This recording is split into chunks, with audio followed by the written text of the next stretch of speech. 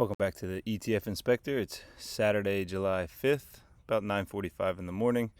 Coming to you from the backyard again, so you might hear a little bit of extra sounds of nature in the background. Hopefully that doesn't bother anybody. But in this video, we will be taking a deeper look into all the holdings within ULTY and LFGY. They're YieldMax weekly paying funds. ULTY is the Ultra Option Income Strategy Fund, and LFGY is the crypto industry and tech portfolio option income ETF. And we will just be seeing where all the options sit for the week to see how far in or out of the money, so we can have an idea of what kind of trading ranges are going to work out best for us, so you can keep an eye on it throughout the week. We will also take a look at we're not going to go individually, but we'll take a look at all the trades throughout the last week and come up with our payment distribution guesstimate. They declare every Wednesday. So that's about it, right? So just a reminder, I'm on X at ETF_Inspector1. I let you know when new videos are out, things like that. Update on the channel, we're at 1,200 subscribers, so appreciate all of you. If you're not a subscriber yet, please click the button, and I will give you daily updates on how your money is performing within the fund. All right, so let's get started. We'll start with ULTY, and everybody likes the guesstimates more than they like all the details, so we'll start with that. So ULTY had a lot of trades last week. Let's see, we started at line 2270 on Monday, and we made it to 2598, so 328 trades, and that was in a shortened week. All right, now if we go up and take a look, on Monday they made a $1.2 million profit trading. On Tuesday they made a $1.1 million profit trading, and that's where that ended. Wednesday, all the stocks went through the roof. They ended up losing $8.4 million to close out trades that went against them. Obviously, though, they made out well because the share values increased that day by $32 million. And Thursday, they lost another $2 million trading. So for the week, they lost $8 million trading. But at the same time, share values increased to the tune of $35 million. So that's why they're able to keep paying out the distribution even when they're not making money, and the price of the fund has actually been going up. So when we use these to come up with our guesstimate, as far as income is concerned, we can't make a good guess, right? Because they lost money on income. Generally, if they were to make a decent amount of income here, we would take that by 90% and split it up among the shares to get our guess. So the next thing, they try to pay the IV of the fund. So, and I will go into that in just a minute. Actually, let's just do it now. All right, so we take a look. Each stock within the fund, some of them are funds too, but has a 30-day IV. I like to use Market Chameleon to look them up. I always update them on the first non-trading day morning. So this would have been on Friday. Generally, that would be Saturday, because they are going to make their decision. They have to turn their decision in by Monday. So this is the current information they're going to have. They're not going to use Monday's trades, so Monday's trading day won't affect their IV.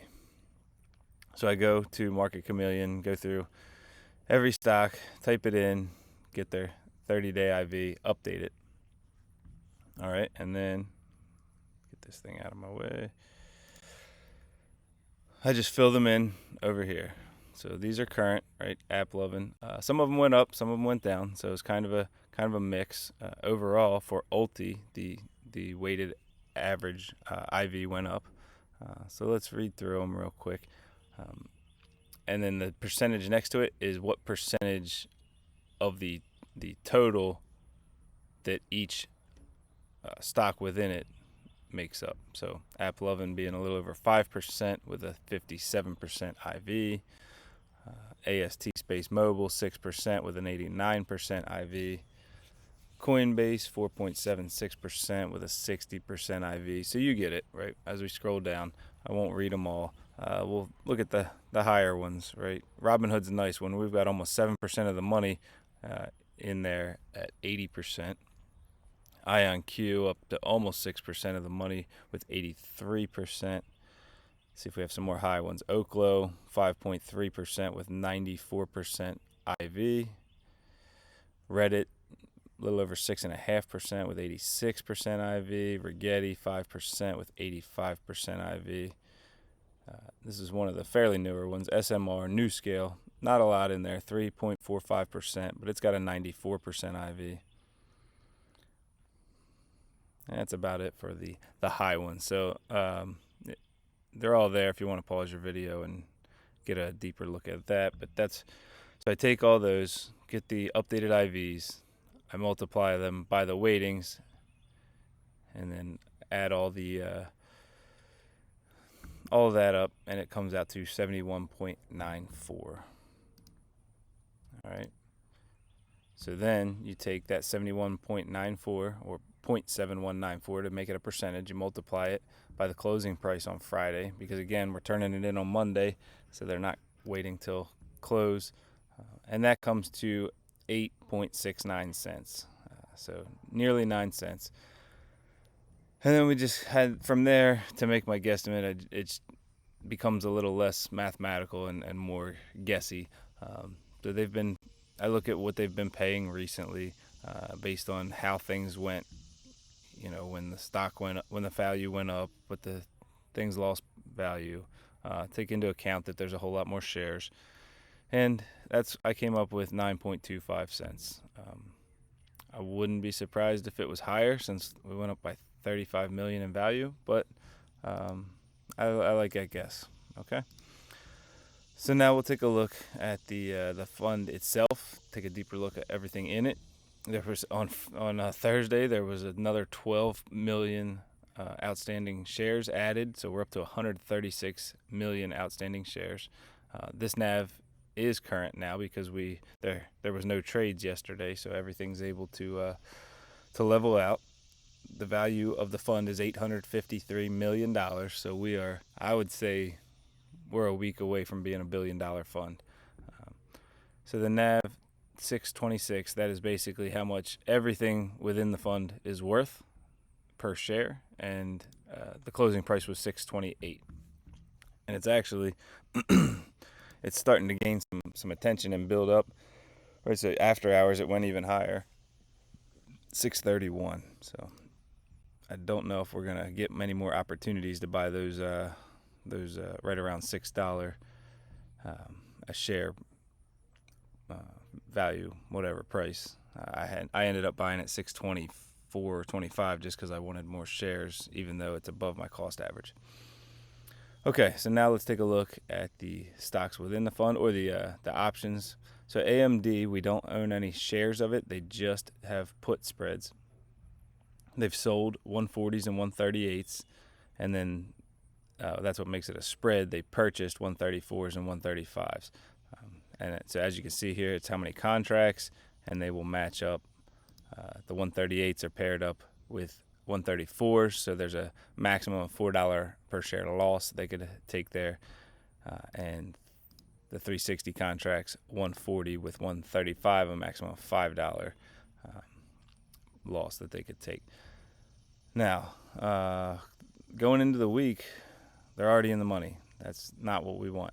If you were buying options, whether it's a put or a call, you want it to go in the money, because an option that you bought going into the money makes you more money. But when you sell an option, you want it to end worthless. So you want it out of the money. You want that negative symbol there. So when we're selling options, we want them out of the money so that they expire worthless, because when you sell something you didn't have in the first place, you have to buy it back at the end to close it out. And that's why there are negative contracts there.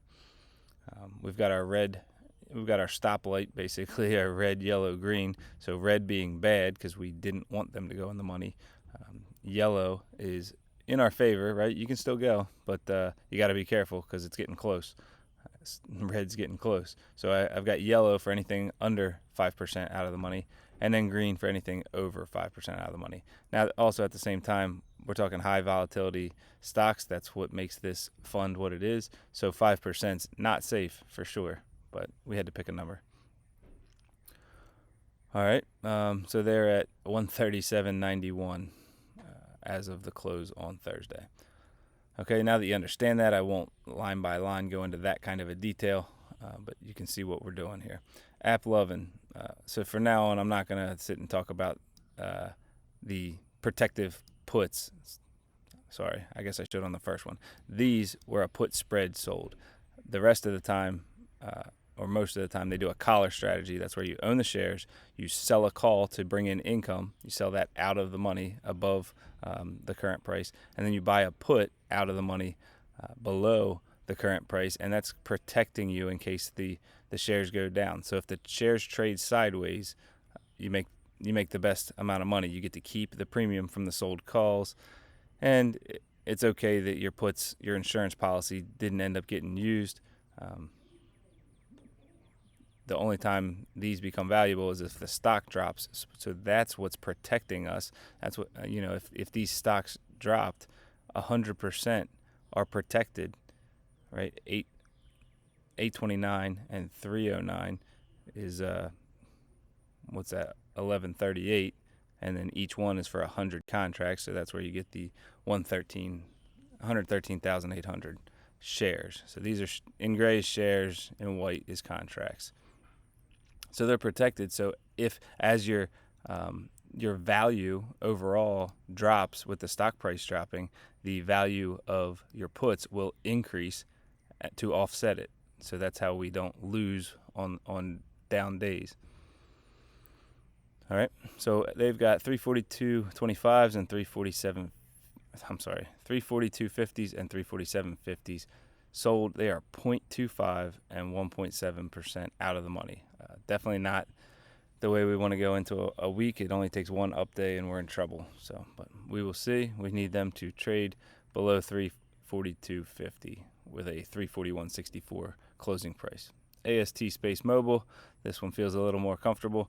They are 11.8 and 14% out of the money with 51s and 52s, and the stock closing in the 45 range. Coinbase, 355.80 is where it closed. We've seen this one been jumping, moving big up and down. So 1.8% out of the money at 362.50 at the strike. First Solar, they've got 192.50s and 195s, about a little over twice as many at the lower strike price. They're 4% and 5.3% out of the money, with the stock being around 185.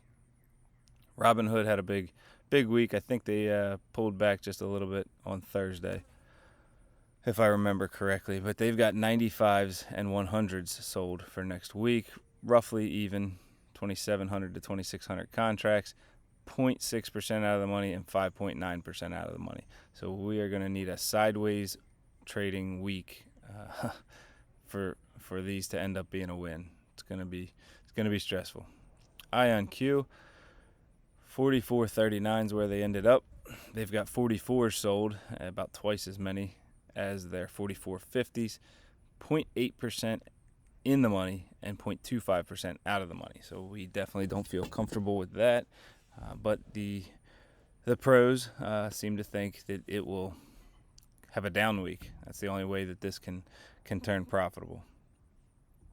All right, LabU, this is the triple leveraged biotech bull, closed at 61.54. They've got 65 sold at 5.6% out of the money, so that we can afford. So these are nice, right? So now we can increase in share value almost $3.50 before these end up going against us. So we can. That's where we like to look at these. The higher it is, the more your share value can increase. You're not as capped, but at the same time, you collected less premium. If you sell close to the money, you get more premium than if you sell further out of the money. So that's what makes this a delicate dance. Do you sell out of the money to win the trades, or do you sell closer to the money to collect more premium? Mara Holdings, starting in the money, 1766. They've got 1750 sold. About 10 times as many though at 1850. So at least if we can afford to lose the 1750 so long as we win the 1850. But they are 0.9% in the money compared to the better ones 4.7% out of the money. MicroStrategy, they're about 1.5% and 2.7% out of the money on these 410s and 415s. Generally, that's not a very nice percentage when MicroStrategy makes big jumps, but the most recent big jump has been to the upside, so maybe this is time for another downward tick, which will cause these to be wins. We'll see. Oklo closed at 53.72. They've got 57.50s and 59.50s, roughly evenly split up as far as the contracts, 7% and 10.7% out of the money. That one's looking pretty good. Palantir starting in the money, 134.36s with 134 as the strike price. They're about 0.25% in the money, and they've got another 1,600-ish contracts, about 0.5% out of the money. So we need a downward trading week to win that one. Reddit, 157.03. They just have 170s, so we can afford almost $13 per share increase before these go in the money. They're 8.2% out of the money, so we're sitting nicely for those. And you will also see, if you watch these videos, if they had a big down day and all of a sudden they're well out of the money, a lot of times they'll close out. They'll take the win early and sell one closer to the current price, just to try and make a second win in the week. A lot of times that comes back to bite us. Rigetti Computing, got a lot of different strike prices here. Man, I got a fly that loves my computer out here. This is the bad side of making videos outside. So they're at $13.45. They've got $12 strikes for this coming Friday. They're 10% in the money. So watch for it. If there's an up day, you're going to see these just get closed out and take the loss. So we're going to definitely need a downward trading week on this one. We've got another 11, almost 12,000 contracts at $13.50 that are 0.3% out of the money, and another 8,000 contracts at $14. They're 4% out of the money. Now mixed in within these Rigettis are some RHs, because we don't have any shares of RH. We've just got this spread here. So this one's not a collar strategy because we don't have shares that we need to protect, so they just have a spread. They bought 180 calls, and then they sold 202.50s and 215s. So this one's kind of the reverse of our normal thing. This is a debit spread, so you make the investment up front and hope to cash it out for a win. So in this case, we want this 180 in the money, and it is. So that's doing nice. Now, I don't know. I didn't figure out the math on if it's better to close where it is, or if it's probably better to drop right at or below the 202.50. So then you're making the maximum profit on the 180 without having to pay to close out the higher ones. So that would probably be the case there. So we would like to see RH close the week just under 202.50 for this strategy to work. SMCI closed at 48.56. They have 49s that are only 0.9% out of the money, and 52s, almost twice as many, that are 7% out of the money. New Scale, 35.88 was the closing price. They're 11.5% out of the money with those 40s, so we can afford a couple dollars increase without necessarily worrying about losing that trade. Tempest AI, almost 61 with a 66 strike. So we're 8.25% out of the money. We can afford some increase.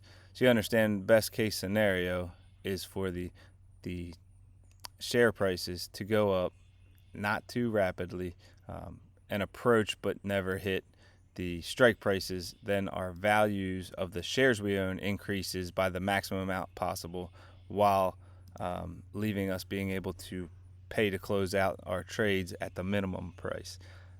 Now, obviously, you're hoping for a perfect scenario. The reality is they're looking to extract the time value out of each option and then get out. So when the shares go above the strike price, they're okay with it because their shares increased in value by a lot, and they got to make the time premium. They just end up losing on the other side because the option starts having intrinsic value once it goes in the money. All right, we're almost finished on ULTY. TQQQ, another triple leveraged fund. 8481s where it closed. We have 86s and 87s, but as you can see, 3,600 contracts compared to 200, so they're about 18 times as many. So we definitely need the 86 to win. They're 1.4% out of the money. The others are 2.5% out of the money. Tesla closed at 315.35. I guess we're thinking they went up a little too much this week and hoping they come back down because the 312.50s and the 315s are both in the money, 0.9 and 0.1%. And then we have a small pile of contracts at 327.50 that are 3.85% out of the money. Upstart, let's see. They've got 7,000-ish contracts sold with a 74 strike price. The stock's at 73.82. We need this stock to trade sideways all week. Otherwise, these 0.24% out of the money are going to end up in the money. Now, if you see down here, I didn't mean to do that. We have VRT and VST, similar to RH. We don't own shares. We just have a spread, and it's a debit spread again. So it's a debit call spread. They bought the 115s. They sold the 129s. So they're hoping it goes as high above 115 as possible without breaking 129. That's a $14 per share spread times the 2,100-ish contracts. So, I mean, these are practically perfect for them right now. They're 10% in the money. They're nice and high, but they're still under the 129 at the 127.84. So we could go up basically another dollar to hit the absolute maximum value on this. So as long as these stay in the money or increase, the value here will stay pretty high. But as each day ticks away and it's below 129, this will decrease. So you'll end up getting to keep the large portion from the investment, and eventually you got to close out the other portion, but it's going to get cheaper and cheaper so long as the price doesn't go over 129. Everything I just said is the same for VST, just different strike prices. 170 is the purchased price, 197.50 is the sold price, and the stock's at 192.20. So again, it's pretty close. The 170s are 11.5% in the money, and you want them in the money. The reason I have them blue is because generally in the money's bad because for the most part we're selling options. But now on these debit spreads, we want them in the money. But I didn't want to color them red because red kind of goes along in your mind with bad, and this is not bad. We want these in the money. So I hope I've done a good job explaining that so you understand. We already talked about the number of, or the overall value and everything on this. So we are done with ULTY. If you're just an ULTY person, you can stick around to listen to the LFGY and listen to the dad joke of the day at the end. I think it's a pretty good one, but you don't have to. So now we will move on to LFGY. Can't hardly see. It's starting to get a glare out here. Okay, LFGY. Let's see. We started on the Monday at line 1249. These are all the trades throughout the week. What did I say? 1249 to 1429. So roughly 180-ish trades, not quite as many. So we'll go up. First day, $38,000 loss. Second day, $321,000 loss. Third day, $961,000 loss. And fourth day, $605,000 loss. I know what you're thinking. I get the questions all the time. Man, like, why would I want to be in this? They're losing every day. That they are losing it because the value of their shares are increasing too rapidly. So it's not a bad loss. They position themselves well as far as where they sell these in order for, if they lose them, they still end up winning. The value of their shares increase by more than the amount they lose. So just, I know it's tough to wrap your head around, but it's been working.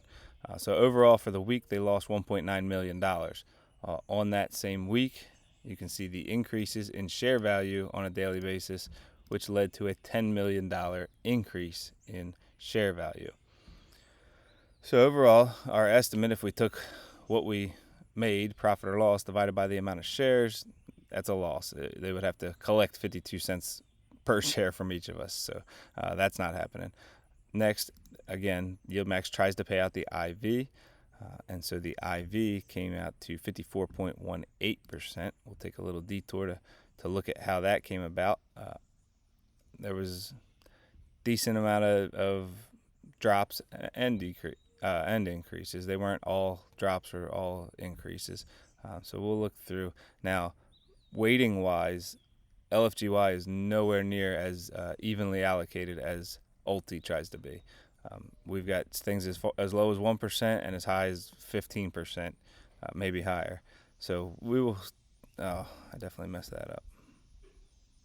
That should be. Oh, that's gonna be good news for us.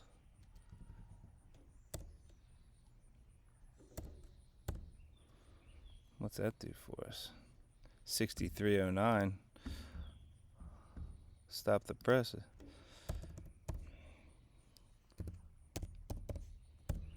that what I said? 6309. Okay, that's gonna make me change my estimate. All right, glad we caught that. All right, when I was typing it in, it typed it in as a 0.608 percentage rather than a 60.8 percentage, and with that being maybe our highest weighted fund, that had a pretty detrimental effect on our weighted average. So good thing we're going through this. That's gonna change my estimate. Okay, so 14% of the money's in Coinbase with a 60.8. Not the 60s real high. We like things like BitDeer, 3.1% at 107%. But we've got 7% at Core Scientific with a 94% IV. Galaxy Digital, not a lot in there, 1.5% of the money, but it's over 100, so that's helping us. 6.5% in Robinhood with an 80%, 5.5-ish% in Hut 8 Corp, 91, almost 92%. Mara, 7.66% with a 69. I don't know why I'm mentioning that one. That one's not. I like to stick with 80s and above to hit the highlight reel. We'll just mention MicroStrategy just because it's almost 10% of our money, but it's only a 52.4% IV. And Riot, close enough, 5%, almost 74% IV. So again, you can see all of them if you want to pause or go back and rewind. All right, so that got us a better number, 63.09%. We take that 63.09% times the 41 closing price, divided among 52 weeks, and that comes to a 49.74. Man, are we going to get a 50-cent distribution? Let's take a look at LFGY and our past distributions. We've gotten recently 46, 48, 46, 47, 46, 49, 49, 47. It's been since May 7th since we got over 50 cents.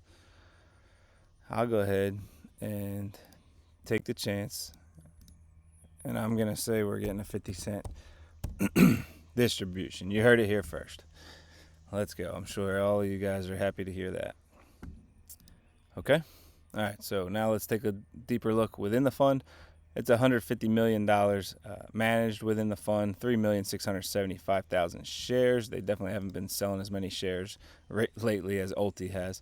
The NAV ended up for the week. That's what everything total is worth. It's nice coming up with a NAV on a fund that's just all, dollar amounts. When you try to do it on a regular company, it becomes a lot more difficult with liabilities versus assets and properties and things like that. So basically, it was only trading at about a 5-cent premium at the close and the end of the week. All right, when we look at BitDeer, we've got, my computer's getting hot here in the sun. Closed at $13.77 with a $15 strike on their calls, 3,400 of them, almost 9% out of the money. We like that. Clean Spark, 12.25 is where it ended, 12.50s the strike on the calls, 2% out of the money. Before I get too far, LFGY does not trade the same way that ULTY does. I think that's what makes ULTY the best, but LFGY definitely is popular, and I own them too. So they do not buy protective puts. So if the shares drop, the fund price drops. That's why you'll see, I'd say, bigger swings percentage-wise with LFGY than you will in ULTY. Wow, this is cool. There's a deer walking up in my backyard. You can tell it's not hunting season. So they sell calls. Sometimes that's all they do is sell a call, like for Galaxy down here. But a lot of times they will sell call spreads, which protect them in case the price goes above it. Because once the price goes above it, dollar for dollar, you got to keep on paying higher and higher to close out that option. But if you've limited it, now the worst they could have to pay, let's say here on BitDeer, is $1.50 per share if the stock price runs above the strike that they've chosen. All right, Clean Spark, I already talked about, 12.25 compared to 12.50. Coinbase, 355.80. Been on a tear lately. 360 is the strike price. They're only 1.1% out of the money. So we need them to trade sideways for the most part. Core Scientific closed at 18. We've got 19 as our strike. 5,800 contracts. They're 5.5% out of the money. Sorry, I had to move my computer out of the sun. It's burning hot. Galaxy, 21.75 is the share price. 24, so we can afford a couple dollars increase. 10% out of the money. GameStop's around 23.50 with a 25. It's almost 6% out of the money. Robinhood, 94.40 is where it closed. We have 105, so we've got lots of room to run. 11%. So these are looking nice. We can have a nice up week and still win these trades. Hut 8 Corp closed at 21.90. They've got 23, so $1.10 it would be the max we could afford to go up. Now that's over the week though, so if you jump $1.10 on the first day, there's going to be a ton of premium associated with closing that out. But they're 5% out of the money. iShares, the Bitcoin Trust, IBIT, we don't trade options on these, so it's just we have the shares. We've got 207,000-ish shares at 62.19. This one can run all the way to the moon. We don't care. It would just make us money without anything taking a loss, so we like that a lot. Mara Holdings, 17.66 is the closing price. $16 was the strike price that was sold. They're 9.4% in the money, so we need a down week on Mara. MBTX, I don't know why it keeps jumping over like that. We don't own any shares, that's why you don't have a gray line here. So we basically just need to win the options. We have two spreads here. First is a call spread where they sold the 260 and bought the 285. So we need the stock to stay under 260 to win that. It's currently 0.5% out of the money. But then they bought a put spread way further out. And by the way, that call spread's not closing this week, it's closing next week. So we need it to not go up more than 0.5% over a 2-week time frame. Don't feel great about that. But they have a overall negative outlook on this because they also bought a put spread where they purchased the 230 and sold the 150. That being said, the stock needs to drop below 250 and can run all the way to 230 and can run all the way to 150 in the downward direction for them to make money on those. But those are out till the end of the year. So we want to see that one go in the money in order to win the trade. I don't know if anybody's got MBTX and doesn't want to see it drop like that, but just so you know, they are pretty bearish on it. Mercado Libre, this is definitely the highest stock price within the fund. Over 2,500 was the closing price. 2,600 is the strike price on the calls that they have. They're 3.4% out of the money. MicroStrategy, they closed just under 404 with 410 and 412.50. Now you see they've got two different sold strike prices, so they have no protection, we'll call it. If the stock, let's say the stock ran to $500, they'd be paying $90 a share to close these out and $87.50 a share to close those. But they wouldn't let it run that far. They'd just take the loss. But they're 1.5% and 2.1% out of the money. Again, so it seems pretty similar to ULTY. They're okay with being closer to the money. at this high of a price because it tends to kind of get here and then drop again. That's my guess.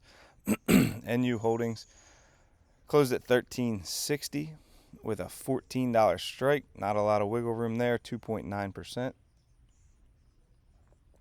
Sorry, take a quick drink. My voice starts sounding funny. NVIDIA closed a little over 159 with 165 as the strike price. And again, look, these are out till 2 weeks from now, not one. But we can afford a decent amount. $5 and change worth of increase, 3.5%. Almost done. Opera closed just under 20 with 20 as the strike price. So they need to trade sideways for 2 weeks. Those are out to the 18th as well. So we need them to not go up 2 cents for 2 weeks. Good luck with that one. PayPal, we're back to the 11th on our expirations. 76.59 is where it closed. For some reason, we have 7 contracts at 78, but we got almost 500 contracts at 79. So it really doesn't matter how this 78 does as long as the 79 wins. 1.8 and 3.1% out of the money. Riot Platforms, $12.17 was the closing price. $13 is the strike price. That's a 6.82% difference. That's how far they are out of the money. Tesla closed at $315.35. They've got $320 chosen as the strike, so not a lot of room, about 1.5%. So they're thinking there's more down days. I'm sure this one's been swinging basically on news all the time, right? Self-driving cars goes up, gets in an argument with the president, goes down. So we'll see. If they make up, good luck. You're going to lose this trade. If they get in a fight, you're going to win this trade. And then Block, $69.23 with a $71 strike. They're 2.5% out of the money. All right, so now you've got all the information you need going into the trading week, and you got it a day earlier. So you got 2 days to watch this video. You don't have to rush and get it on Sunday night. And now you know where everything needs to trade throughout the week, and we got a decent idea of around what our distribution is going to be. So unfortunately, this will be a nice week because you're going to get your last week distribution on Monday, then you're going to get this week's distribution on Friday. So it's kind of like 2 paydays in one. Plus, if you're paid weekly from your job, 3 paydays in one. So, okay, I'm done talking. This one's pretty long. So I got a dad joke of the day. Before I do, as always, I really appreciate you guys watching, all the comments. I never really knew what to expect when I started this. I didn't know if I'd last a couple of days and give up or what. But the way things have been growing, we're getting closer and closer. Probably a week or 2 away from hitting the monetization level with YouTube. So I start getting checks from YouTube. That'd be cool. But either way, I appreciate you. And so here's your reward at the end of listening to me talk. It's the dad joke of the day. It's easy to convince ladies not to eat Tide Pods. It's harder to deter gents. I like that one. That one's getting a B+ from me. All right. Have a great weekend. If you missed it, or if you're interested at all, I did make a video on my personal trades, and I finally didn't lose after 2 weeks of messing with Circle. I gave up on them, so I made some money there. And there will also be a week look ahead if you're into any of the individual funds that I cover: AMD, AMZ, Aptly, Phoebe, GUI, MISFO, and Nefli. That week look ahead and Group A distribution guesstimate will also come out this weekend. All right, go back to enjoying the nice long weekend and celebrate your freedom. Have a good day.